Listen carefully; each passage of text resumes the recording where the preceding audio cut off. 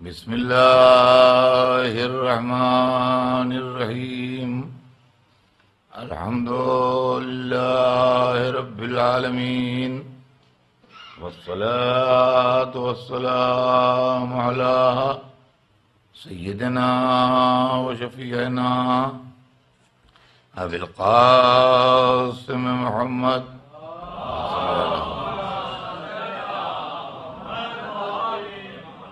وآلہ الطیبین الطاہرین المعصومین ولعنۃ اللہ علی اعدائہم اجمعین من یومنا ھذا الی یوم الدین اما بعد فقط قال اللہ سبحانہ تبارک وتعالی في كتابه المبين وهو أصدق الصادقين لا إكراه في الدين قد تبين الرشد من الغي صلوات بھیجتے ہیں محمد علیہ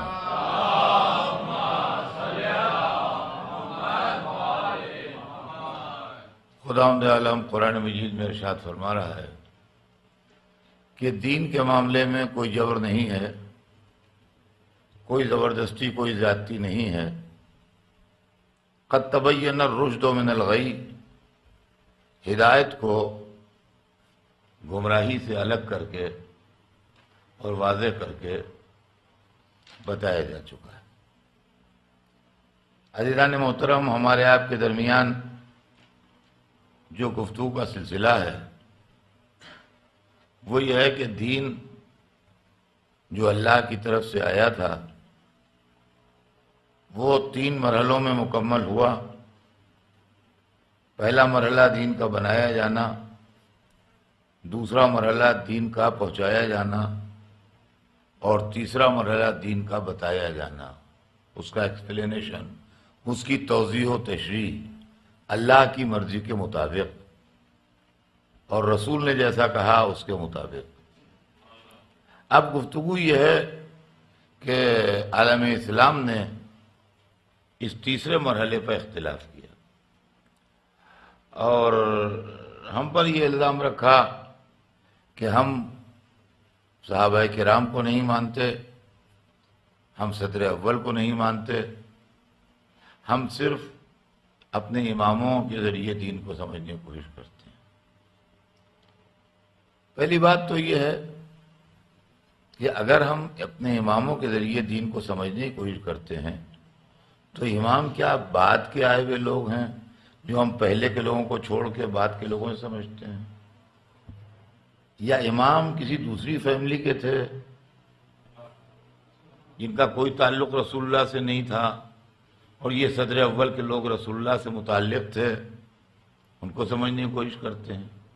سوال یہ پیدا ہوتا ہے کہ غور طلب بات یہ ہے کہ اگر امام ابو حنیفہ کو یہ حق پہنچتا ہے کہ وہ دین محمد کی تشریح کریں اور بتائیں کہ اس کا مقصد کیا ہے، امام مالک کو یہ حق پہنچتا ہے کہ وہ یہ بتائیں کہ اسلام کیا ہے، امام شافعی اور امام احمد ابن حنبل کو یہ حق پہنچتا ہے کہ وہ بتائیں کہ اسلام کیا ہے، تو امام جعفر صادق علیہ السلام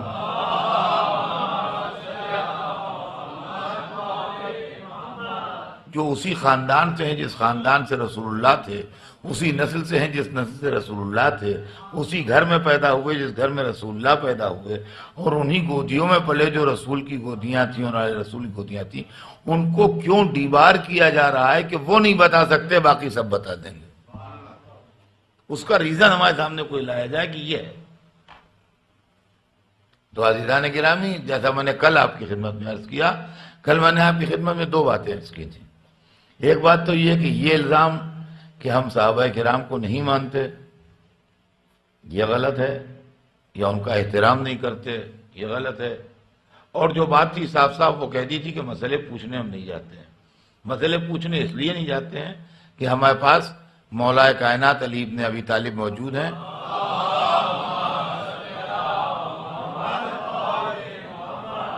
جو ہر مسئلے کا ٹھیک ٹھیک اور صحیح صحیح ہمیں جواب دے دیتے ہیں، تو ہمیں ضرورت نہیں ہے۔ چونکہ ضرورت نہیں ہے اس لیے نہیں جاتے، ضرورت ہوتی تو ضرور جاتے۔ اب آج ہم آپ کی خدمت میں یہ بات عرض کرنا چاہتے ہیں کہ عالم اسلام کے اوپر ہمارا پورا کانفیڈنس نہیں ہے. دیکھیے اس کو حیرت سے نہ سنیے گا، میں اس کو جو کچھ کہہ رہا ہوں اس کی ریزننگ دوں گا، دلیل دوں گا آپ کو. ہم لوگ جو ہیں ہمیں پورا بھروسہ نہیں ہے عالم اسلام پر. اللہ پر بھروسہ ہے، رسول پر بھروسہ ہے، اس کی کتاب پر بھروسہ ہے، اس میں کوئی فرق نہیں ہے. نہیں، بھیڑ جو بتانے کے لیے آ گئی ہے اس بھیڑ پر ہمیں بھروسہ نہیں ہے. دیکھیے بہت اس طرح صاف صاف بات کر لینا اچھا ہے، بجائے اس کے کہ اشاروں کنائیوں میں بات ہو، اس کا کوئی کچھ مطلب لے. بھیڑ پر بھروسہ نہیں ہے. کیوں بھروسہ نہیں ہے؟ اس کی وجہ سنیے. ہمارے دل میں کچھ کانٹے چبھے ہوئے ہیں، ہمارے دل میں کچھ کانٹے اترے ہوئے ہیں. ان کانٹوں کو کوئی نکال دے ہم بھروسہ کرنے لگیں گے. ان کانٹوں میں پہلا کانٹا جو ہمارے دل میں اترا ہے وہ عالم اسلام میں جناب سیدہ کا مسئلہ ہے. دیکھیے صاف صاف بات ہے، آپ کو اگر اپنے جن سے عقیدت ہے ان کی بات کرنے کا حق حاصل ہے تو ہمیں بھی جن سے عقیدت ہے ان کی بات کرنے کا حق حاصل ہے. یہ بات سیدھی سیدھی ہے. ہمارے دل میں جو پہلا کانٹا چبھا ہوا ہے وہ جناب سیدہ کا معاملہ ہے. پہلے یہ سمجھ لیجئے کہ جناب سیدہ ہیں کون. انسان سے اگر کوئی لسٹ مرتب کی جائے کہ رسول اللہ سے سب سے زیادہ قریب آدمی کون ہے، پہلا نام کس کا لکھا جائے؟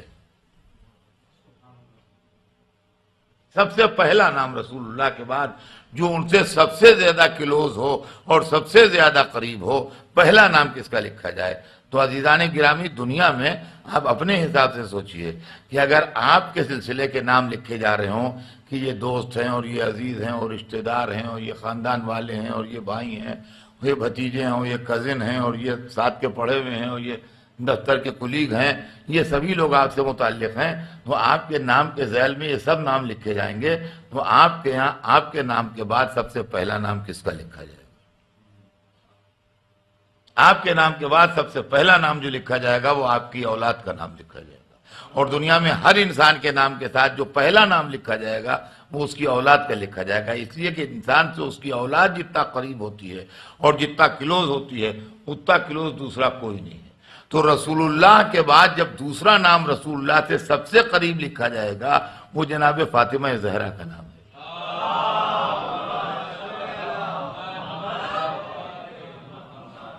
ہم مانتے مولا علی کو بھی ہیں، مگر مولا علی کا نام جناب سیدہ سے پہلے نہیں لکھا جا سکتا، اس لیے کہ کزن ہو یا داماد ہو ان کا نمبر بعد میں آئے گا، اولاد کا پہلے آئے گا. مانتے امام حسن امام حسین کو بھی ہیں، مگر امام حسن امام حسین کا نام جناب سیدہ کے نام سے پہلے نہیں لکھا جائے گا.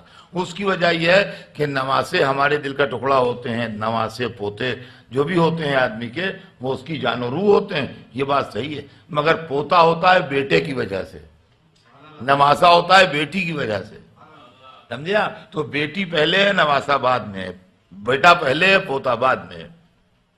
تو سب سے پہلا نام جو لکھا جائے گا رسول اللہ سے قریب ترین وہ جناب سیدہ کا لکھا جائے گا. دوسری بات یہ ہے کہ رسول اللہ نے تمام زندگی جناب سیدہ کی تعظیم کی. تیسری بات یہ ہے کہ سارے مسلمان اس بات پر متفق ہیں کہ رسول اللہ نے یہ فرمایا کہ فاطمہ تو بضعۃ منی، فاطمہ میرا ٹکڑا ہے. چوتھی بات یہ ہے کہ تمام مسلمان اس بات پر متفق ہیں کہ رسول نے فرمایا کہ فاطمہ جنت کی عورتوں کی سردار ہے. ان تمام خصوصیات کے باوجود فاطمہ مسلمان دربار میں اپنے حق کے احتجاج کے لیے پہنچتی ہیں اور ان کا کیس مسلمان دربار سے خارج کر دیا جاتا ہے. تو مسلمان اس سلسلے میں اپنی رائے دے کہ اس کا ارادہ اس میں کیا ہے اور نیت کیا ہے اور اس کا فیصلہ کیا ہے. اس لیے کہ یہ مسئلہ جو ہے یہ بالکل رسول اللہ سے اتنا جلدی ہے کہ اس کے اندر آپ یہ نہیں کہہ سکتے کہ اس میں بنی امیہ کا انفلوئنس ہے، اس میں بنی عباس کا انفلوئنس ہے، اس کے اندر ویسٹرن قوتوں کا انفلوئنس ہے، اس کے اندر نان مسلم طاقتوں کا انفلوئنس ہے۔ یہ رسول اللہ کے چند مہینوں کے اندر کی بات نہیں ہے، چند دنوں کے اندر کی بات ہے۔ مدینہ چھلک رہا ہے صحابہ کرام سے، جو سب رسول اللہ کی محفل کے بیٹھنے والے ہیں، سب اللہ کے پیارے ہیں، سب رسول اللہ کے پاس بیٹھ کے اٹھے ہیں ابھی، اور ان کے درمیان رسول کی بیٹی کھڑی ہے اور وہ کہتی ہے میرے باپ مجھ کو یہ حق دے گئے ہیں، اور اسلامی کوڈ جو ہے وہ اس کو ماننے کے واسطے تیار نہیں ہے، تو اب ان دو میں سے ایک ہی کو ہم غلط مانیں گے، یا کورٹ نے فیصلہ غلط دیا یا فاطمہ نے دعویٰ غلط کیا۔ مسلمان کہتے ہیں ہم کیسے مان لیں کہ فیصلہ غلط دیا؟ رسول اللہ کی صحبت کے بیٹھنے والے اور غلطی کریں گے بھلا؟ تو ہم بھی یہی کہتے ہیں کہ ہم کیسے مان لیں کہ فاطمہ نے دعویٰ غلط کیا؟ رسول کی گود میں پلنے والی اور غلط دعویٰ کرے گی؟ تو عزیزان گرامی یہ بڑا پیچیدہ مسئلہ ہے، اور پھر اس کے اندر ساتھ ساتھ دوسرا مسئلہ جو اس سے زیادہ پیچیدہ ہے وہ یہ ہے کہ خالی جناب سیدہ ہی نہیں آئی ہیں، بلکہ ان کے ساتھ مولا علی بھی آئے ہیں، ان کے ساتھ امام حسن بھی آئے ہیں، ان کے ساتھ امام حسین بھی آئے ہیں۔ ابھی چند دن پہلے کی بات ہے کہ یہی لوگ مباہلے میں رسول کی رسالت کی گواہی لے کے گئے تھے، یہی لوگ مباہلے میں رسول کی رسالت کی گواہی لے کے گئے تھے۔ تو اس وقت کسی نے نہیں کہا کہ یہ بچے ہیں ہم ان کی بات نہیں مانیں گے، ہم ان کا قول نہیں مانیں گے۔ یہی لوگ تھے جو قرآن مجید سے صداقت کی سند لے کے لڑائی جیت کے پلٹے تھے۔ تو قرآن نے جن کی سچائی پر مہر لگائی ہے، مسلمانوں کے دربار نے ان کی سچائی کو ایکسپٹ نہیں کیا۔ یہ چیز ہمارے دل میں کانٹے کی طرح چبھ رہی ہے۔ اب کہ اس کو بہت زمانہ ہو گیا، بہت زمانہ ہونے سے کوئی بات نہیں ہوتی ہے۔ آج بھی پورا کیس موجود ہے، پورا مقدمہ موجود ہے، جناب سیدہ کو فالو کرنے والے اور ان کو بات کو حق کہنے والے بھی موجود ہیں، اور ان کے مخالف کو بات کرنے والے بھی موجود ہیں۔ عالم اسلام اپنا فیصلہ سنائے کہ وہ پرو سیدہ فیصلہ کرتا ہے کہ اینٹی سیدہ فیصلہ کرتا ہے۔ یہ کانٹا ہمارے دل میں چبھا ہوا ہے کہ وہ لوگ جو رسول کی بیٹی کے معاملے میں گڑبڑ کر سکتے ہیں، ہم کیسے یقین کر لیں کہ اسلام بتانے میں ہم کو بالکل صحیح بتائیں۔ کہ غور فرمائیے گا آپ، یہ مسئلہ جو ہے بڑا پیچیدہ مسئلہ ہے، بڑا دشوار مسئلہ ہے، بہت ایسا مسئلہ ہے کہ جس کو بار بار غور کیجئے تو اس کے بعد بھی نہیں سمجھ میں آتا کہ یہ کیا مسئلہ ہے۔ جناب سیدہ کا مسئلہ ہے، جو لوگ کہتے ہیں کہ ارے صاحب یہ تو پرانا مسئلہ ہے، جھگڑے کے لیے آپ لوگ نکال دیتے ہیں، اس کو آپ چھوڑ دیجئے۔ جھگڑے کی بات نہیں ہے، دیکھیے جھگڑے کی بات نہیں ہے۔ جھگڑا کیسا؟ جھگڑا جس کا حق ہوتا ہے حقیقت اپنی ہزاروں سال بعد بھی مانگتا ہے۔ حقیقت کا مسئلہ کہیں زیادہ پرانا ہونے سے مر تھوڑی جاتا ہے۔ حقیقت کا مسئلہ زیادہ پرانا ہونے سے مر تھوڑی جاتا ہے۔ یہ مسئلہ جو ہے کہ رسول اللہ کی بیٹی آن کی جس چیز کی ڈیمانڈ کر رہی ہیں کہ میرے باپ مجھ کو دے گئے ہیں، ان سے گواہ مانگے جا رہے ہیں کہ آپ گواہ لائیے۔ اب کہیے گواہ مانگے جا رہے ہیں تو کیا بری بات ہے صاحب؟ تو اسلامی قانون ہے، اسلام میں سب برابر ہیں، گواہ مانگے جا رہے ہیں۔ دیکھیے سب برابر تو ہیں مگر ہر ایک کی حد معین ہے۔ میں نے کوئی بات پڑھی، آپ نے کہا در صاحب دلیل دیجئے اس کی، میں نے قرآن کی آیت پڑھ دی کہ یہ قرآن کی آیت ہے، اس میں لکھا ہے۔ اب آپ کو چپ ہو جانا چاہیے، اس لیے کہ میری بات کے اوپر گواہ جو ہے وہ قرآن کی آیت ہے۔ اب اگر آپ مجھ سے کہیے کہ قرآن کی سچائی پر کیا دلیل ہے آپ کے پاس، تو قرآن کی سچائی کے پاس کوئی دلیل میرے پاس ہو یا نہ ہو، لیکن آپ کے مسلمان ہونے پر بھی کوئی دلیل قائم نہ رہ جائے گی۔ سمجھے آپ؟ کیا اس لیے کہ جب ہم نے قرآن کی آیت پڑھ دی تو اب آپ کی یہ ڈیمانڈ کہ قرآن کی سچائی پر دلیل لائیے، تو میری سچائی پر تو قرآن دلیل بنے گا، لیکن قرآن کی سچائی پر اگر آپ دلیل مانگنے لگیں گے تو پھر آپ کو اسلام سے چھوڑ کے نکلنا پڑے گا۔ تو جناب سیدہ اور ہم میں فرق ہے. اس کی وجہ یہ ہے کہ جناب سیدہ کی سچائی ایک آرڈینری مسلمان عورت کی سچائی نہیں ہے. اس کو سمجھ لیجئے بات کو اچھی طرح. جناب سیدہ کی سچائی سے لپٹی ہوئی ہے آیہ تطہیر کی سچائی، اور آیہ تطہیر کی سچائی سے لپٹی ہوئی ہے اسلام قرآن کی سچائی، اور قرآن کی سچائی سے لپٹی ہے اسلام کی سچائی. اس لیے کہ اگر فاطمہ نے جھوٹا دعویٰ کیا تو آیہ تطہیر نے جھوٹی بات کہی، اگر آیہ تطہیر نے جھوٹی بات کہی تو قرآن میں جھوٹ پکڑا گیا، اور جس مذہب کی کتاب میں جھوٹ پکڑا جائے وہ مذہب کو اپنے کو سچا کہنے کا حقدار نہیں ہو سکتا. تو فاطمہ کی سچائی اگر ختم ہو گئی تو پورے اسلام کی سچائی کی عمارت کولیپس کر جائے گی.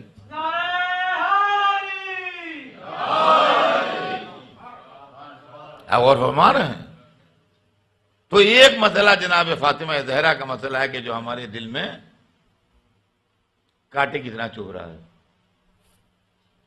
دوسرا مسئلہ مولا علی کا مسئلہ ہے.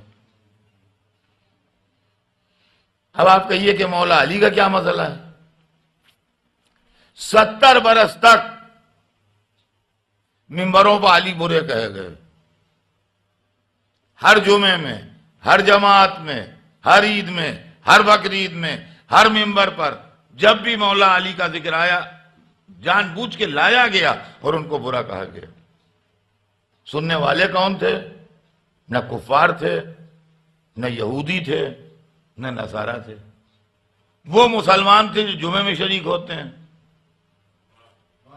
وہ مسلمان تھے جو مسجدوں میں جاتے ہیں، وہ مسلمان تھے جو عبادت گزار ہیں.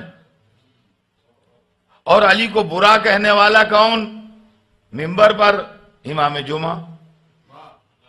70,000 ائمہ جماعت ممبر پر کھڑے علی کو برا کہہ رہے ہیں. امام جمعہ مسلم سوسائٹی کا آرڈینری آدمی نہیں ہوتا، وہ ایک پڑھا لکھا آدمی ہوتا ہے، وہ ایک ذمہ دار آدمی ہوتا ہے. امام جمعہ وہ شخص ہوتا ہے جو جمعے کے دن نماز پڑھاتا ہے تو بقیہ ہفتے کے 6 دن جو ہیں ان میں ترکاری نہیں بیچتا ہے. وہ مدرسہ پڑھاتا ہے، درس دیتا ہے، کتاب لکھتا ہے، تفسیر لکھتا ہے، حدیث بیان کرتا ہے، اس ٹائپ کے کام کرتا ہے. وہ فٹ پاتھ کے بجائے کوئی کام نہیں کرتا ہے. اس لیے کہ امام جمعہ جو ہوتا ہے وہ مسلم سوسائٹی کا ایک پڑھا لکھا، ایک معتبر، ایک ذمہ دار آدمی ہوتا ہے. تو یہ 70,000 ائمہ جماعت جو 70 برس تک مولا علی کی شان میں نازیبا کلمات کہتے رہے، ان میں صحابہ کرام تھے، ان میں تابعین کرام تھے، ان میں تبع تابعین تھے. یہ مولا علی کو برا کہتے رہے، یہ مولا علی کو برا کہتے رہے، اور حدیثیں بھی بیان کرتے رہے، اور تفسیریں بھی لکھتے رہے، اور روایتیں بھی نقل کرتے رہے. 6 دن یہ کام کرتے رہے، 7ویں دن جا کے علی کو برا کہتے تھے ممبر پر کھڑے ہو کے. یہ معاملہ ہمارے حلق سے نہیں اترتا ہے کہ یہ کیا ہے. یہ معاملہ ہمارے حلق سے نہیں اترتا کہ یہ کیا ہے. اس کی وجہ عزیزان گرامی یہ ہے کہ علی عالم اسلام میں وہ شخصیت ہیں کہ جن کو سب مانتے ہیں. یہ تو دشمن کا پروپیگنڈا ہے کہ علی کانٹروورشل ہیں. علی وہ ہیں جن کے نام پر کانٹروورسی نہیں ہے، ورنہ ہر ایک کے نام پر کانٹروورسی ہے. اس لیے کہ آج جس دور میں ہم ہیں، اس دور میں 3 طرح کے مسلمانوں کے فرقے ہیں. ویسے تو بہت سے فرقے ہیں، مگر وہ فرقوں کی آف شوٹس ہیں، وہ انہی کے اندر سے نکلی ہوئی شاخیں ہیں. 3 گروپ وہ ہیں اس وقت ایگزسٹ کرتے ہیں آج بھی، جو کہتے ہیں کہ ہم ڈائریکٹ رسول اللہ سے ملے ہوئے ہیں. ایک وہ فرقہ ہے جو خلافت کو بیلیو کرتا ہے. وہ کہتا ہے کہ ہمارے بزرگ جو تھے وہ رسول اللہ کی محفل میں بیٹھتے تھے، رسول اللہ کے ساتھ ساتھ رہتے تھے، رسول اللہ کے ساتھ اٹھتے بیٹھتے تھے، اور ہم نے وہاں سے اسلام لیا ہے یا اللہ ہی نے. دوسرا فرقہ وہ ہے جو امامت کو بیلیو کرتا ہے. وہ کہتا ہے کہ ہمارے بزرگ جو تھے وہ رسول اللہ کے ساتھ ساتھ رہتے تھے، ہر جگہ رات و دن صبح و شام رسول کے ہمراہ ہمارے رکاب رہتے تھے، ہم اسلام وہاں سے ڈائریکٹ ہم نے لیا ہے. تیسرا طبقہ وہ ہے مسلمانوں میں جو اہل طریقت کہلاتے ہیں. یہ اہل طریقت کا لفظ جو ہے یہ بچوں کے لیے، امامت و خلافت والا لفظ تو کامن ہے، یہ تو ہر ایک کی سمجھ میں آ گیا ہوگا، لیکن طریقت والا لفظ ذرا ڈیفیکلٹ پڑے گا۔ اہل طریقت وہ ہیں جن کو ہم اپنی زبان میں صوفی حضرات کہتے ہیں، جن کو ہم اپنی زبان میں صوفی حضرات کہتے ہیں، ان کا ٹیکنیکل نام جو ہے وہ اہل طریقت ہے، جو تصوف میں بلیو کرتے ہیں، جو کہتے ہیں ہمارا جھگڑا کسی سے نہیں، ہمارا پیغام تو محبت ہے، ہمارے دربار میں تو سب آتے ہیں، ہم تو سب سے ملتے جلتے ہیں، ہمارے کیا کوئی ڈسکرمنیشن نہیں ہے۔ خیر وہ جو بھی ہو، وہ اپنا ان کا فعل ہے، وہ کون کیا کہتا ہے ہمیں اس پر کوئی کمنٹ نہیں کرنا ہے، لیکن بہرحال ایک طبقہ وہ ہے کہ جو سلسلہ خلافت کو بلیو کرتا ہے، ایک طبقہ وہ ہے جو سلسلہ امامت کو بلیو کرتا ہے، ایک طبقہ وہ ہے جو سلسلہ طریقت کو بلیو کرتا ہے۔ جو لوگ سلسلہ خلافت کو بلیو کرتے ہیں وہ بھی حضرت علی کو مانتے ہیں، جو سلسلہ امامت کو بلیو کرتے ہیں وہ بھی حضرت علی کو مانتے ہیں، اور جو سلسلہ طریقت کو بلیو کرتے ہیں وہ بھی حضرت علی کو مانتے ہیں۔ لیکن آپ غور کیجئے گا آپ اس بات کو، جو سلسلہ خلافت کو بلیو کرتے ہیں وہ کہتے ہیں آخری خلیفہ راشد علی تھے، ان پر خلافت راشدہ تمام ہو گئی۔ جو سلسلہ امامت کو بلیو کرتے ہیں وہ کہتے ہیں امام اول علی سے ان سے امامت کا آغاز ہوا۔ جو سلسلہ طریقت کو بلیو کرتے ہیں وہ کہتے ہیں سب سے پہلے ولی، سب سے پہلے پیشوا، سب سے پہلے پیر طریقت، سب سے پہلے بزرگ اسلام میں رسول کے بعد حضرت علی ہیں، جن سے سلسلہ طریقت آگے بڑھا، اور پیروں کے پیر اور ولیوں کے ولی اور بزرگوں کے بزرگ علی ہیں۔ چنانچہ ان کے جو اجتماعات ہوتے ہیں جو عام زبان میں عرس کہلاتے ہیں، جب آپ اس میں اگر کبھی جا کے شرکت کیجئے اور جن بزرگ کا عرس ہو رہا ہے ان کا سلسلہ پڑھا جاتا ہے، جس دن خل ہوتا ہے ان کا تو ان کا سلسلہ پڑھا جاتا ہے، تو اس سلسلے میں آخر میں بڑے عزت کے ساتھ اور بڑے احترام کے ساتھ مولا علی کا نام لیا جاتا ہے، بالکل لاسٹ میں اینڈ میں جا کے، کہ وہاں سے ان کا سلسلہ چل رہا ہے۔ اب وہ چشتی سلسلہ ہے کہ قادری سلسلہ ہے کہ نظامی سلسلہ ہے کہ سہروردی سلسلہ ہے، وہ سلسلے ہیں، ان کے نام ہیں، ان کا حساب کتاب ہے، وہ مجھے آپ کو ڈیٹیل نہیں سنانا ہے، لیکن بہرحال ان کی لائنیں جو ہیں وہ سب لائنیں جا کے اینڈ ہوتی ہیں مولا علی کے اوپر، اور مولا علی ڈائریکٹ رسول سے ملے ہوئے ہیں۔ امامت والوں کی سائلی لائنیں جا کے اینڈ ہوتی ہیں مولا علی پر، اور مولا علی رسول سے ملے ہوئے ہیں۔ خلافت والوں کا پورا سلسلہ آن کے تمام ہوتا ہے مولا علی پر، اور مولا علی کی ذات پر خلافت راشدہ تمام ہو جاتی ہے، اور کہتے ہیں دنیا میں ملوکیت شروع ہو گئی اور شہنشاہیت کا دور آ گیا، اور اسلام کی صحیح تصویر جو تھی وہ مدھم پڑ گئی۔ تو گو یہاں شعراء کرام ہوں یا نہ ہوں، لیکن بہرحال میں ان کے لیے عرض کر دوں کہ امامت و طریقت کا مطلع علی ہیں، خلافت کا مقطع علی ہیں۔ مسلمان آج بھی انہی تین لائنوں پر ہے، یا امامت کی لائن سے جنت میں جانا چاہتا ہے، یا طریقت کی لائن سے جنت میں جانا چاہتا ہے، یا خلافت کی لائن سے جنت میں جانا چاہتا ہے۔ امامت کی لائن سے جنت میں جانا چاہے تب بھی وایا علی جائے گا، طریقت کی لائن سے جنت میں جائے جب بھی وایا علی جائے گا، خلافت کی لائن سے جنت میں جائے جب بھی وایا علی جائے گا۔ تو یہ تینوں گروہ جو ہیں یہ علی کو بزرگ دین مانتے ہیں اور قابل احترام مانتے ہیں۔ جو خلافت کے ماننے والے ہیں وہ کہتے ہیں کہ ہم لوگ اہل سنت ہیں اور ہم علی کو چوتھا خلیفہ مانتے ہیں، وہ ہمارے بزرگ ہیں، ہم ان کا احترام کرتے ہیں۔ جو امامت کی لائن کے ماننے والے ہیں وہ کہتے ہیں ہم لوگ شیعہ ہیں اور ہم علی کو امام اول مانتے ہیں اور ہم ان کا احترام کرتے ہیں۔ جو طریقت کے ماننے والے ہیں وہ لوگ کہتے ہیں ہم اہل صدق و صفا ہیں، ہم صوفی ہیں اور ہم مولا علی کا احترام کرتے ہیں۔ اب آپ کسی شیعہ سے کہیے کہ علی کو جو برا کہے وہ کیسا، تو شیعہ بگڑ جائے گا، کہے گا ارے کیسی کیا بکتے ہو، علی کی شان میں جو گستاخی کرے سیدھا جہنمی ہے۔ جی سنی سے پوچھئے جو علی کو برا کہے وہ کیسا، کہے گا لا حول ولا قوت، جو خلیفہ راشد کی شان میں گستاخی کرے اس سے بڑھ کے بدترین آدمی نہیں۔ یہ صوفی سے پوچھئے کہ جو علی کو برا کہے وہ کیسا، تو کہتا ارے استغفر اللہ، جو پیروں کے پیر و ولیوں کے ولی کی شان میں گستاخی کرے اس کا دنیا و آخرت دونوں جگہ بیڑا غرق ہے، اس کا کہیں ٹھکانہ نہیں۔ تو نہ صوفی علی کے خلاف ہیں، نہ شیعہ علی کے خلاف ہیں، نہ سنی علی کے خلاف ہیں۔ تو جو 70 برس تک ممبروں پر گھس کے علی کی برائی کرتے رہے، یہ نہ شیعہ تھے، نہ سنی تھے، نہ صوفی تھے۔ پہلے نام تو طے کیجئے کہ اسلام میں کون گھس آئے تھے۔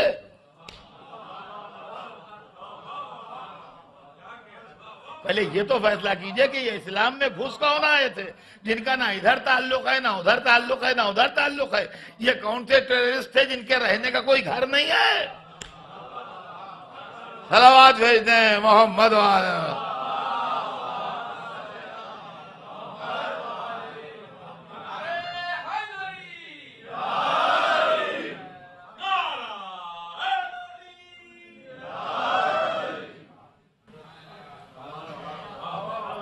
یہ دوسرا مسئلہ، یہ دوسرا کانٹا ہمارے دل میں چبھا ہوا ہے، یہ نکالیے۔ تیسرا کانٹا امام حسن کا معاملہ ہے۔ امام حسن سبط اکبر تھے، رسول کے بڑے نواسے تھے، رسول کی بیٹی کے بیٹے تھے، رسول کی گود کے پالے تھے۔ جب حضرت علی شہید ہوئے تو عام مسلمانوں نے بے جبر و اکراہ، بغیر کسی پریشر کے، بغیر کسی دباؤ کے، بغیر تلواریں کھینچے ہوئے خوشی خوشی امام حسن کے ہاتھ پر بیعت کی، اور 6 مہینے کے اندر اندر مسلمانوں نے فاطمہ کے بیٹے کو چھوڑ کے ہندا کے بیٹے کے ہاتھ پر بیعت کر لی۔ فاطمہ کون تھی؟ رسول اللہ کی صاحبزادی۔ ہندا کون تھی؟ جس نے دشمنی اسلام میں حمزہ کا کلیجہ چبایا تھا اور رسول اللہ سے لڑنے آئی تھی۔ ملت مسلمہ نے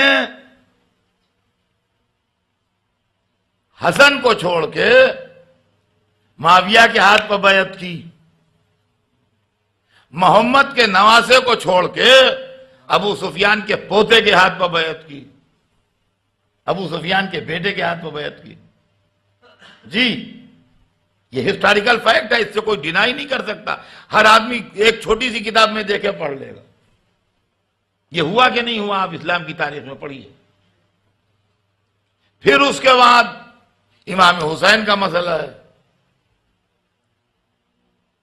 کہ مسلمانوں نے حسن کو چھوڑ کے معاویہ کو مان لیا، اور یہ صدر اول اسلام تھا رسول اللہ کے 50 برس کے اندر اندر، سن 40 ہجری میں، 41 ہجری میں، جبکہ صحابہ کرام موجود تھے، تابعین کرام موجود تھے۔ اور اس کے 10 برس کے بعد جب حسین ہوئے تب بھی انہی کو مانتے رہے، اور پھر ایک وقت وہ آیا حسن کی شہادت کے 20 برس کے بعد کہ جب حسین کا دامن چھوڑ کے یزید کو مان لیا۔ تو ملت مسلمہ نے رسول کے 50 برس کے اندر اندر، دیکھیے اس کو غور کیجئے گا، یہ لوگ کہتے ہیں ارے صاحب ان بیانوں سے کیا فائدہ، یہ بیان جو ہیں یہ آدمی کو کم از کم آدمی کے پاس دلیل تو رہے، بولے یا نہ بولے وہ بات الگ ہے۔ رسول کی رحلت ہمارے حساب سے 28 رجب سن 11 ہجری کو ہوئی، بقیہ مسلمانوں کے حساب سے ربیع الاول سن 11 ہجری میں ہوئی۔ بڑا لمبا فرق نہیں ہے، چند دنوں کا فرق ہے، چند دنوں کا فرق ہے۔ چلیے ربیع الاول میں ہوئی یا سفر میں ہوئی، لیکن حسین کی شہادت 10 محرم سن 1161 ہجری کو ہو گئی۔ یعنی رسول کی رحلت کو پورے 50 برس نہیں ہوئے تھے، 2 مہینے یا 2.5 مہینے یا 1.5 مہینہ باقی تھا کہ امام حسین شہید ہو گئے۔ پورے 50 ایئرس رسول کی رحلت کو کمپلیٹ نہیں ہوئے تھے کہ حسین شہید ہو گئے، ود ان 50 ایئرس امام حسین شہید ہو گئے، ہے کہ نہیں؟ تو مسلمان امت نے حسن کو چھوڑ کے معاویہ کو مان لیا اور حسین کو چھوڑ کے یزید کو مان لیا۔ کنہوں نے مانا؟ لکھنؤ والوں نے نہیں، آسٹریلیا والوں نے نہیں، کینیڈا یا امریکہ والوں نے نہیں، یورپ والوں نے نہیں، افریقہ والوں نے نہیں، صحابہ کرام نے، تابعین کرام نے، اللہ کے پیاروں نے، رسول کی محفل میں بیٹھنے والوں نے، محدثین نے، مورخین نے، مفسرین نے، علماء اسلام نے، حجاج کرام نے، عبادت گزاروں نے کیا کیا؟ کیا کیا؟ اس سے کوئی آدمی نہیں کہہ سکتا کہ صاحب کانٹروورسی ہے، کانٹروورسی کچھ نہیں ہے۔ یہ جیسے یہ حال میں آپ بیٹھے اس طرح اوپن ہے یہ معاملہ کہ حسن و حسین کو چھوڑ کے معاویہ و یزید کو مان لیا۔ ہمارے دل کے کانٹے نکال دیجئے، ہم سب کو ماننے کے لیے تیار ہیں، اس لیے کہ ہم سے جائیداد پراپرٹی کوئی جھگڑا تھوڑی ہے، لڑکے لڑکی کی شادی سمدھیانے کا جھگڑا تھوڑی ہے۔ 1400 برس پرانے کیریکٹر سے ہماری دوستی کیا اور جھگڑا کیا؟ نہ ہمارے کھانے میں شریک، نہ پینے میں شریک، نہ جاب میں شریک، نہ بزنس میں شریک، نہ بلڈنگ میں شریک، کسی بات میں شریک نہیں۔ ہمارا ان کا دوستی کیا اور لڑائی کیا؟ یہ کانٹے ہمارے دل میں چبھے ہیں، ان کانٹوں کو کوئی نکال دے عالم اسلام میں آ کے، ہم سب کو سلام کرنے کو تیار ہو جائیں۔ ہم تو بعد والے ہیں ہی ہیں۔ ارے افسوس تو یہی ہے کہ ہم بعد میں پیدا ہوئے، غم تو اس کا ہے کہ اس زمانے میں کیوں نہ ہوئے۔ اس لیے کہ اس زمانے میں اگر پیدا ہو جاتے تو اگر اچھے ہوتے تو سبحان اللہ سبحان اللہ، اور اگر خراب بھی ہوتے تو خطا اجتہادی کے صندوق میں رکھ کے جنت بھیج دیے جاتے۔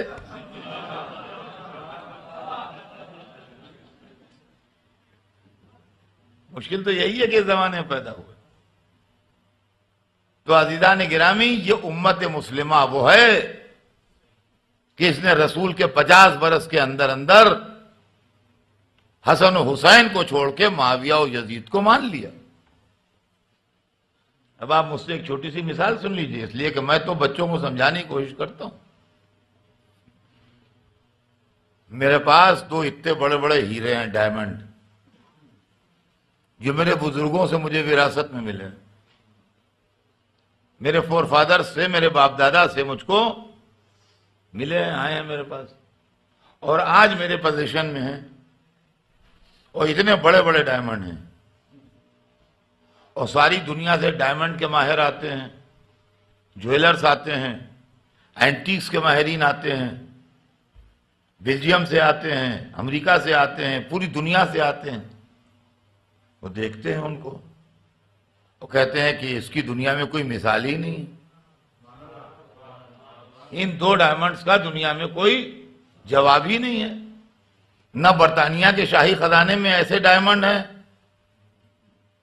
اور نہ بیلجیم میں ایسے ڈائمنڈ پائے جاتے ہیں، نہ امریکہ کے کسی اینٹیک سے یا جواہرات کے ماہر کے پاس ایسے ہیں، نہ ہندوستان میں کسی راجہ مہاراجہ کی یہاں ایسے ڈائمنڈ ہیں، نہ نظام حیدرآباد کے خزانے میں ایسے ڈائمنڈ ہیں، نہ مہاراجہ جے پور کے خزانے میں ایسے ڈائمنڈ ہیں، نہ مہاراجہ میسور کے یہاں ایسے ڈائمنڈ ہیں۔ بڑے بڑے راجہ مہاراجہ لوگ جو ایسی چیزیں رکھتے ہیں انہی کا نام لیا جاتا ہے، کہ دنیا میں ہے ہی نہیں، ان کی کوئی دوسری مثال ہی نہیں ہے، پورے ورلڈ میں کہیں اس کی مثال ہی نہیں ہے۔ ہم اس کی قیمت کیا لگائیں؟ ہماری عقل حیران ہے، ہمارا دماغ حیران ہے کہ ہم اس کی قیمت کیا لگائیں۔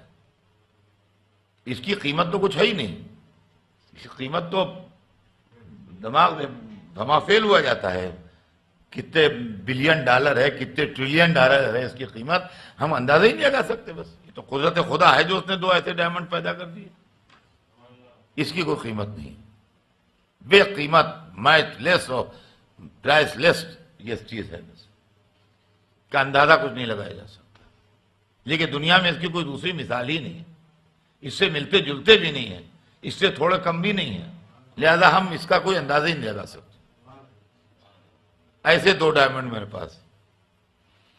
اب صاحب ایک دن جو لوگ سویرے ہم سے ملنے آئے تو ہمارے ڈرائنگ روم میں جو ٹیبل ہمارے سامنے رکھی رہتی تھی اس پر 2 پتھر رکھے ہوئے، کچھ جب بے تکے رکھے ہوئے تھے، وہ سڑک جن سے بنتی ہے وہ 2 پتھر رکھے تھے. تو جس نے دیکھا وہ بے تکاپن اس کا ہر ایک کو متوجہ کرے گا کہ کیا رکھا ہے. تو آنے والے ہمارے دوستوں نے پوچھا اطہر صاحب یہ پتھر کہاں رکھے ہوئے ہیں، یہ کیا ہے؟ جی میں نے کہا وہ آپ کو معلوم ہے نا کہ میرے پاس 2 ڈائمنڈ تھے. کہنے لگے تھے کیا؟ اب ہیں نہیں. میں نے کہا قصہ تو سنیے. کیا قصہ ہے؟ میں نے کہا وہ آدمی ایک آیا تھا میرے پاس رات کو، 2 آدمی آئے تھے. تو کہنے لگے بھائی دیکھو ڈائمنڈ بھی پتھر ہوتا ہے اور یہ جو ہم لائیں یہ بھی پتھر ہے، پتھر پتھر برابر، لہذا ایسا کرو تم کہ وہ ہمیں دے دو یہ تم رکھ لو. تو بات اس کی ہماری سمجھ میں آ گئی.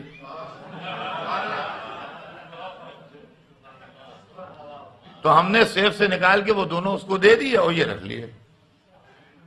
ہاں دے دیے. کہاں دے دیے؟ نام پوچھا تھا؟ کہاں نہیں، نام تو نہیں. صورت یاد ہے کہ رات کو آئے تھے اندھیرے میں، کچھ خیال نہیں کیا. لے گئے. کہاں لے گئے؟ اسی وقت لے گئے تھے. وہ چلے گئے آپ پاس سے؟ ان کہاں چلے گئے.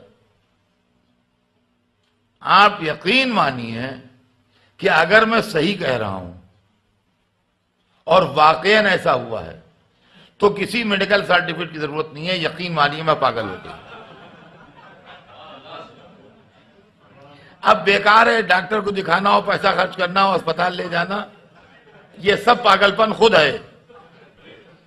جو یہ کرے وہ پاگل ہے. اگر میں سچا ہوں تو یقین مانیے میں پاگل ہو گیا. اور دماغ میں یہ خیال کہ جو دولت میرے پاس ہے کسی پاس نہیں، جو دولت میرے پاس ہے دنیا میں کسی کے پاس نہیں، کسی نواب، کسی راجہ، کسی بادشاہ، کسی سلطنت کے پاس نہیں، برطانیہ کے خزانے میں نہیں ہیں. ان خیالات نے مجھے پاگل کر دیا اور نتیجہ یہ ہوا کہ دماغ تو خراب ہو ہی گیا. جب دماغ خراب ہو گیا تو کوئی لے گیا. اگر سچ بول رہا ہوں تو پاگل ہوں،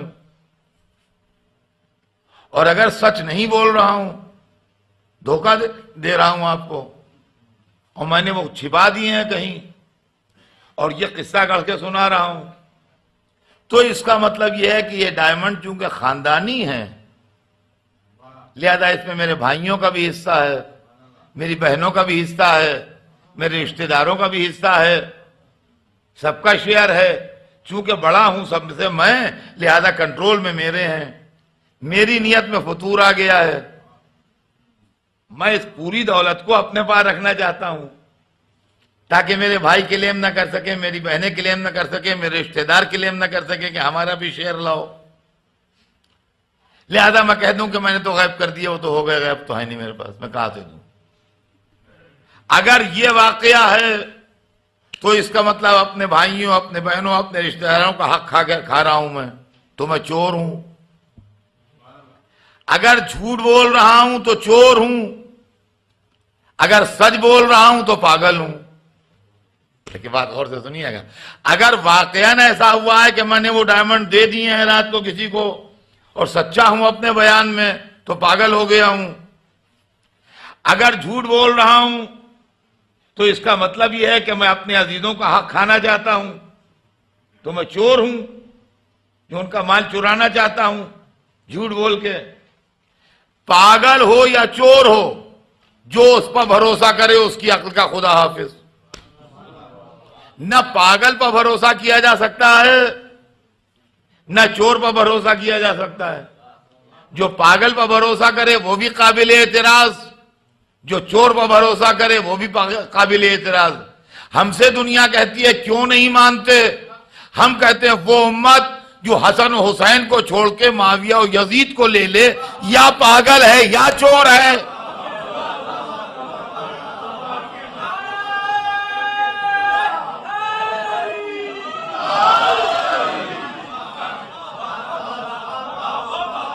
مجھے بتائیے.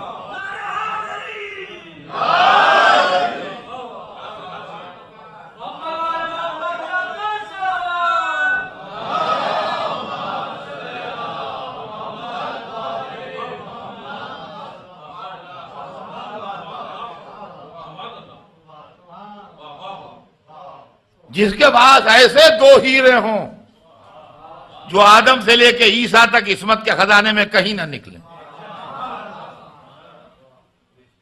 کسی گھرانے میں ایسے دو، یہ جوڑی حضرت آدم سے لے کے حضرت عیسیٰ تک جو سلسلہ نبوت و عصمت و طہارت، کسی گھرانے میں نہیں ایسے دو.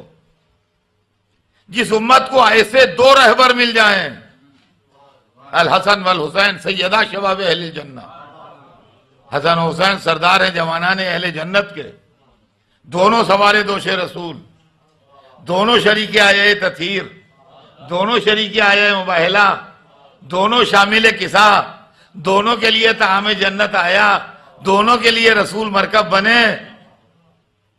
جی جن کے پاس ایسے دو ہیرے ہوں، وہ ان کو چھوڑ کے معاویہ و یزید کو لے لیں تو یا پاگل ہیں،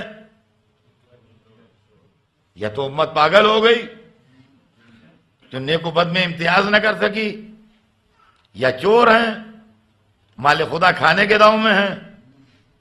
تو عزیزان گرامی، ہم اپنی آخرت کے معاملے میں نہ پاگلوں پر اعتبار کرنے کے موڈ میں ہیں، نہ چوروں کا. سمجھ لیجئے بات. تو یہ کانٹے ہمارے دل میں چبھے ہوئے ہیں. اب آئیے آگے بڑھتا ہوں. حسین ابن علی کا مسئلہ ہے جو بڑا پیچیدہ مسئلہ ہے. یہ خالی ایک دن کا معاملہ نہیں ہے کہ عاشور محرم کو 10ویں محرم کو جو ہونا تھا ہو گیا. حسین رسول کے نواسے ہیں. حسین آغوش رسالت کے پروردہ ہیں. کربلا کا واقعہ کم از کم 1.25 برس وہ پھیلا ہوا ہے.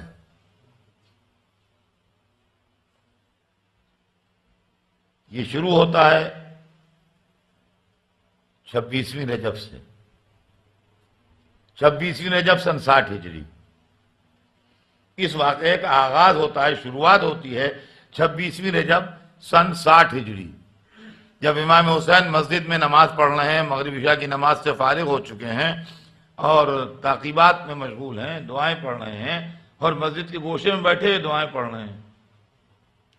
اور ان کے پاس مدینے کے گورنر کا آدمی آتا ہے اور آن کے کہتا ہے کہ آپ کو گورنر نے بلایا ہے. اور وہ فرماتے ہیں کہ تم جاؤ، اس سے کہنا میں تھوڑی دیر میں آتا ہوں. اس کے بعد وہ آدمی اسی مسجد میں دیکھتا ہے کہ ایک گوشے میں عبداللہ ابن زبیر بیٹھے ہیں. ان کے پاس جاتا ہے اور ان سے بھی کہتا ہے کہ آپ کو مدینہ گورنر نے بلایا ہے. انہوں نے کیا جواب دیا مجھے نہیں معلوم، اس لیے کہ میں نے تاریخ میں ان کا جواب پڑھا نہیں. لیکن یہ پڑھا کہ وہ آدمی چلا گیا مسجد سے اور عبداللہ ابن زبیر اٹھ کے امام حسین کے پاس آئے اور کہا اتنی رات کو ناوقت ہم کو آپ کو گورنر نے کیوں بلایا ہے؟ تو تاریخ میں یہ جملے لکھے ہیں کہ امام حسین نے فرمایا کہ میں یہ سمجھتا ہوں کہ ان کا طاغی ہلاک ہو گیا، یعنی معاویہ، ان کا طاغی ہلاک ہو گیا اور یزید کی بیعت کے لیے ہمیں بلایا ہے. ابن زبیر حسین سے سیاسی جتنا بھی اختلاف رکھتے ہوں، لیکن یہ جانتے تھے کہ حسین جو کہتے ہیں ہوتا وہی ہے. انہوں نے مزید تحقیق کرنا ضروری نہیں سمجھی. وہ اپنے گھر آئے، آتے انہوں نے اپنا ضروری سامان سمیٹا، ایک اونٹ پر بیٹھے، رات کے اندھیرے میں خاموشی سے مدینے سے ایک غیر مانوس راستے سے جو عام طور سے استعمال نہیں ہوتا تھا مکے کی طرف روانہ ہو گئے. حسین چونکہ وعدہ کر چکے تھے کہ میں آؤں گا، لہذا گھر آئے، بنی ہاشم کے جوانوں کو بلایا، کہا کہ مجھے مدینے گورنر نے بلایا ہے، میں اس سے ملنے جا رہا ہوں، تم لوگ میرے ساتھ چلو، مگر چونکہ مجھے اکیلے بلایا ہے لہذا میں تنہا جاؤں گا اس سے ملنے. تم لوگ دروازے پر باہر انتظار کرنا، اگر میری آواز بلند ہو تو اندر آ جانا، یہاں سے کربلا کے واقعے کا آغاز ہو رہا ہے. اس کی ڈیٹ ہے 26ویں رجب سن 60 ہجری، رات کا وقت، عشاء کے بعد. ٹائم بھی نوٹ کیجئے دماغوں میں. حسین اپنے ساتھ بنی ہاشم کے جوانوں کو لے کے پہنچے. یہ لوگ دروازے پر رکے، حسین اندر گئے وعدے کے مطابق. وہاں حاکم مدینہ ولید بیٹھا تھا اور پرانا دشمن اہل بیت مروان بیٹھا تھا. یہ دو آدمی تھے. ولید نے وہی خبر دی جو حسین کہہ چکے تھے کہ شام کا حاکم مر چکا ہے، یزید کی بیعت ہو چکی ہے، بہتر ہے کہ آپ بھی یزید کی بیعت فرما لیں.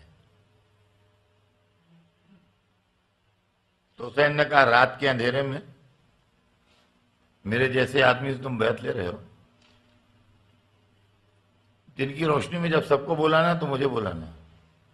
اس وقت یہ فیصلہ ہوگا کہ ہم دونوں میں قابل بیعت کون ہے، کون کس کی بیعت کرے.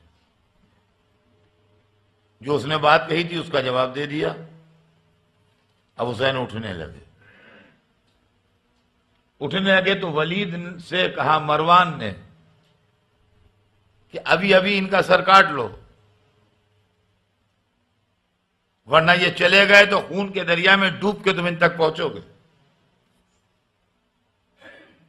اس کی اس بدتمیزی کو برا مانا امام نے، اس کو ڈانٹا. ما تقول یا ابن الزرقاء، اور بدکردار عورت کے بچے کیا کہا؟ آواز اونچی ہوئی، باہر کھڑے بنی ہاشم کے کانوں تک پہنچی. دوسرے لمحے میں حسین 18-20 تلواروں کے سائے میں تھے بنی ہاشم کی. اور عزیزان گرامی، اس کے اندر جو روایت کا جملہ ہے وہ بھی میں آپ کو سنا دوں، بڑا دردناک ہے کہ اول من فاس سیف فہو عباس والی اکبر. سب سے پہلے جو 2 تلواریں نکلی ہیں وہ عباس ولی اکبر کی تلواریں تھیں.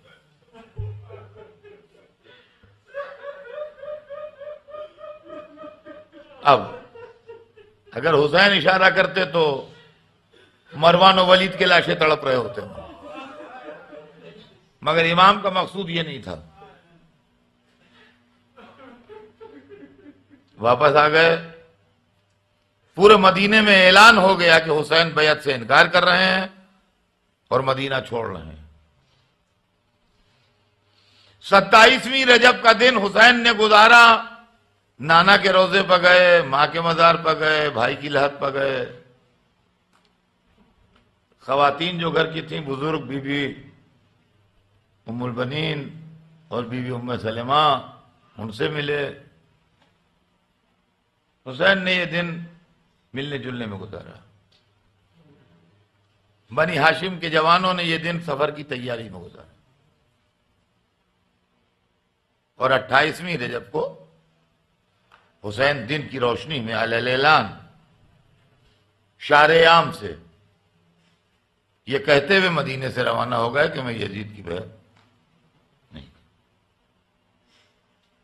صحابہ بھی بیٹھے رہے، تابعین بھی بیٹھے رہے.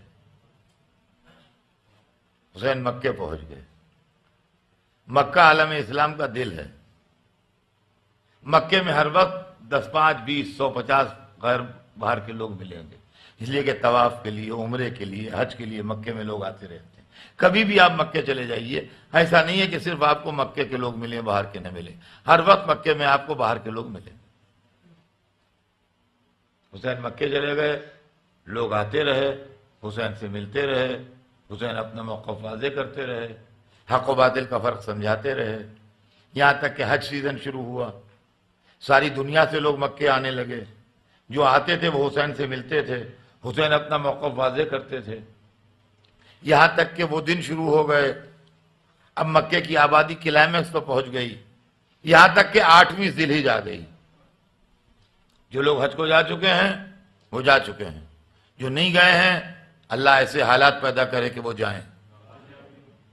8ویں ذی الحجہ حج کی تاریخ میں بڑی امپارٹنٹ دن ہوتا ہے. 8 9 10 ذی الحجہ کے 3 نام ہیں اسلام میں. 8ویں ذی الحجہ کا نام ہے یوم ترویہ، 9ویں ذی الحجہ کا نام ہے یوم عرفہ، 10ویں ذی الحجہ کا نام ہے یوم نحر. 8ویں ذیلحج کو حاجی مکے سے حج کا احرام باندھتا ہے، 9ویں ذیلحج کو حاجی عرفات میں قیام کرتا ہے، 10ویں ذیلحج کو حاجی مینا میں جا کے قربانی دیتا ہے۔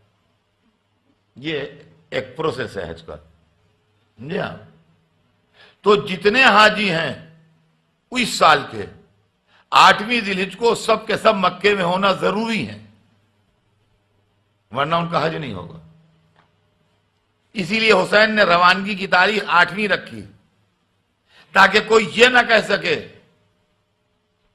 کہ ہم نہیں تھے ورنہ روک لیتے۔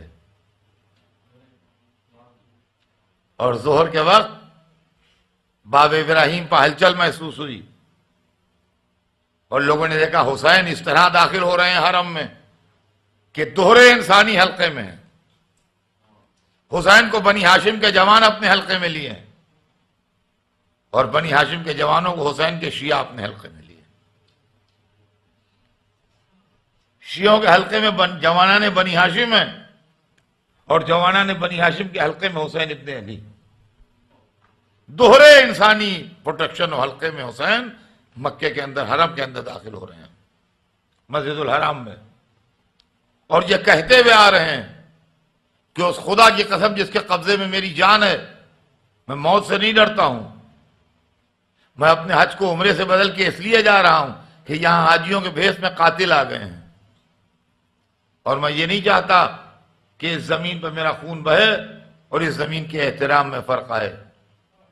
یہ حرم خدا ہے، یہ جائے امن ہے، لہذا میں یہ نہیں چاہتا کہ یہاں میرا خون بہے اور اس زمین کے احترام میں کوئی فرق آئے۔ اللہ کی قسم اگر میں حدود حرم سے ایک بالشت باہر نکل کے قتل کر دیا جاؤں تو مجھے گوارا ہے۔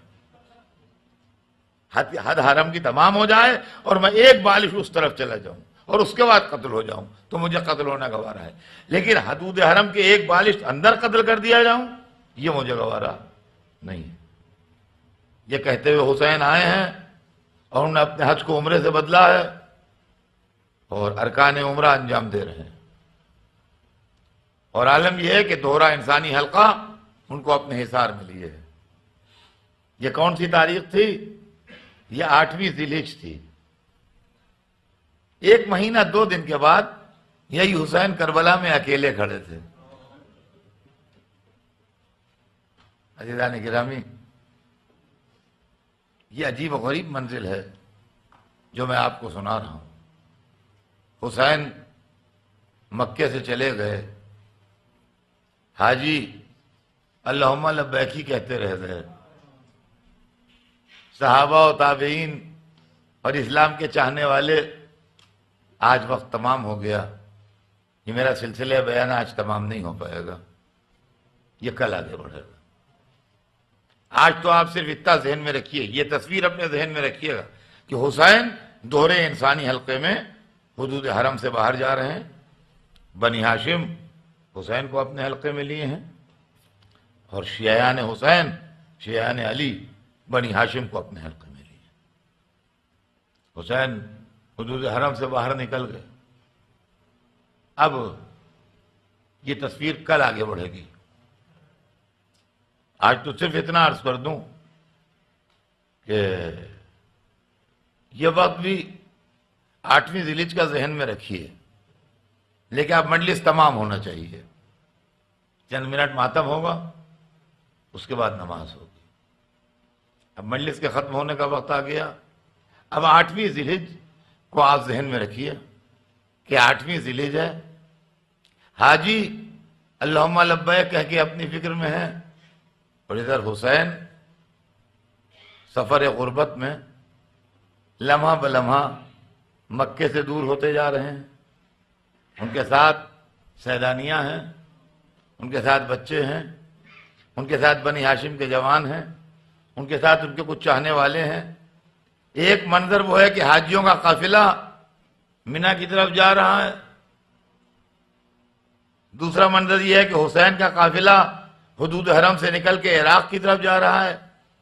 میں چاہتا ہوں ایک تیسرا منظر آپ کو دکھا دوں 8ویں ذیلحج کا، اور اس کے بعد مجلس تمام کر دوں۔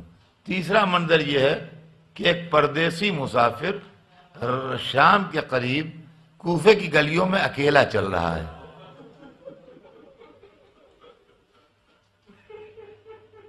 آپ سمجھ گئے نا یہ پردیسی کون ہے؟ یہ حسین کا سفیر ہے، یہ حسین کا سفیر ہے جس کے سارے ساتھی قتل کیے جا چکے ہیں، ہانی ابن عروہ بھی شہید ہو چکے ہیں، مسلم کوفے کی گلیوں میں اکیلے پھر رہے ہیں اور سناٹا ہے، انسانی وجود نہیں دکھائی دے رہا ہے، ہر گھر کا دروازہ بند ہے، گلیوں میں آدمیوں کا کہیں پتہ نہیں ہے۔ بہت دور چلنے کے بعد دیکھا اپنے دروازے کے اوپر ایک بہت بوڑھی عورت بیٹھی ہوئی، بہت دیر کے بعد کوئی انسانی صورت دکھائی دی، پردیسی مسافر کو بہت دور کے بعد کوئی انسانی صورت دکھائی دی تو پردیسی وہاں رک گیا، کہا کنیز خدا کیا تھوڑا سا پانی پلا سکتی؟ وہ عورت بڑی نیک دل تھی، اس نے کہا ہاں کیوں نہیں، بیٹھو۔ گھر کے اندر گئی، پانی لائی، پیش کیا، پردیسی مسافر نے پانی پیا اور پانی پی کے وہیں بیٹھ گیا جیسے کوئی بہت تھکا ہوا انسان ہو۔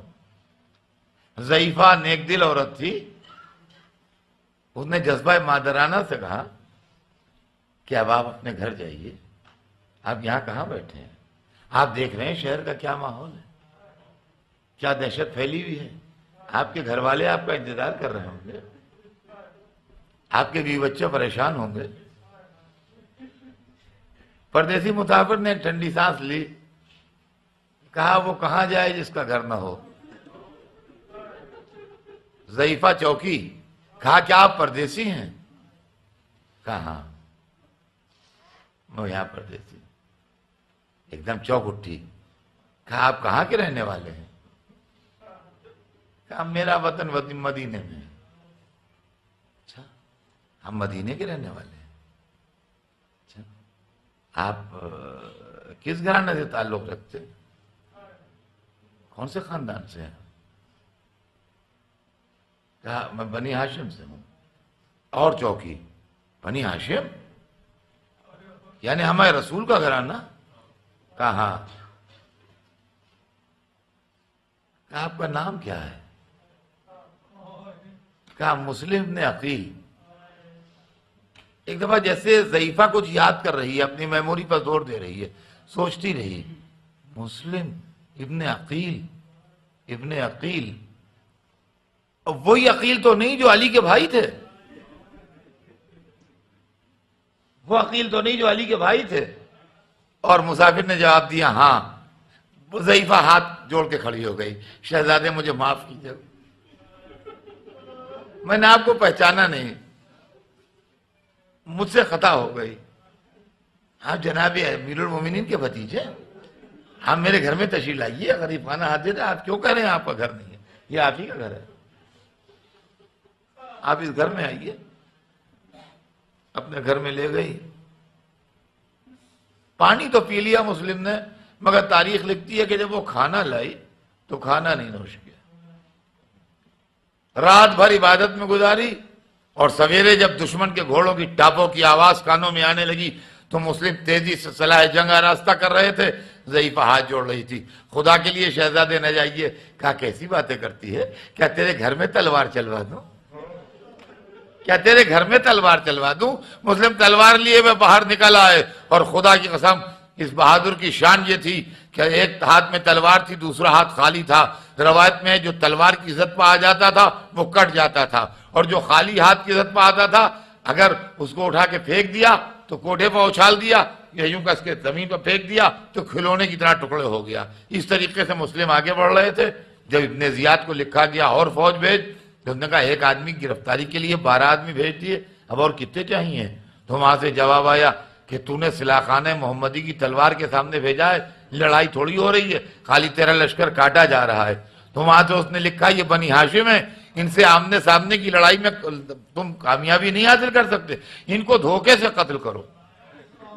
تاریخ بتاتی ہے پردیسی کے لیے گہرے گھڑے کھودے گئے اور ان کو پاٹا گیا اس طریقے سے کہ پردیسی مسافر اس کے اندر گرے، اور اس طریقے سے فوج بھاگی کہ مسلم اس گڑھوں میں گر جائیں۔ اور عزیزان گرامی، میرے پاس الفاظ نہیں ہیں جو میں اتنے سخت مصائب پڑھوں، لیکن صرف اتنا عرض کر دوں کہ مسلم جب اس گڑھے میں گر گئے تو روایت کہتی ہے کہ وہ لشکری آگے بڑھے جن کے ہاتھوں میں لمبے نیزے تھے.